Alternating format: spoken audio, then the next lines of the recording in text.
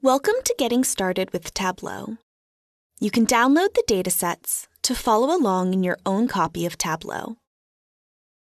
This is the Start screen. Here, we can connect to new data, connect to saved data sources, or open recently used workbooks. In the Connect pane, we can see the wide variety of data sources that Tableau connects to natively. For this video, we'll connect to the global Superstore data available for download. The Superstore data is an Excel file that looks like this. The data is shaped like a database table. The first row contains the column headers. This dataset contains transactions of customers purchasing specific products. Let's go back to Tableau Desktop and choose Connect to Excel. Navigate to the file on your machine and double-click to open it. Now we're on the Data Source page.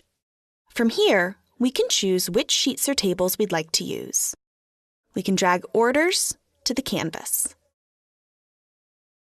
If we want to use more information from the same data source, we simply drag out the other table onto the canvas. Alternatively, if we have related data in another data source, we can create an integrated data source by adding a connection. Click Add, and here we'll connect to a text file of our returned orders, stored as a CSV. This file is also available for download. The sheet has automatically been added to the canvas, and here we can see our cross-database join. We're using flat files so you can follow along, but this could be a join on data from, say, Hadoop and Redshift. Cross-database joins are extremely powerful. Tableau Desktop automatically created a default join that we can see in the icon here. Clicking on the icon brings up the details of the join, and we can edit it directly.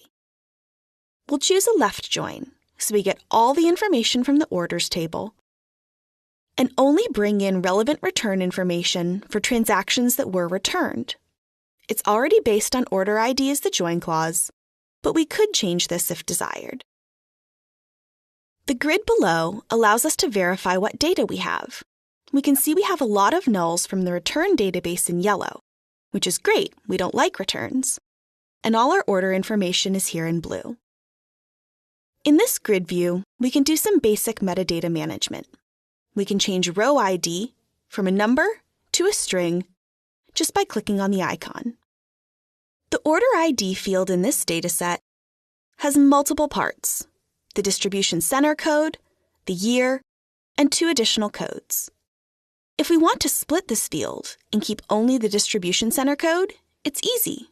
Just click on the drop-down and select Custom Split. We'll split on a hyphen and just keep the first column. Let's rename this field Distribution Center. Next, we can decide if we'd like to connect live to the data or extract it.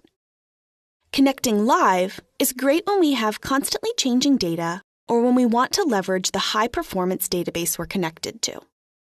Alternatively, we may choose to import data into Tableau's fast data engine with an extract. This takes the data offline and allows us to minimize performance impact on critical systems, while still allowing for regular, scheduled refreshes to keep the data up to date. We'll leave it on live and click on our Sheet tab down here at the bottom. Now we're connected to that dataset. Let's see how easy it is to dive into our data. We simply drag the fields out. Let's bring category to rows,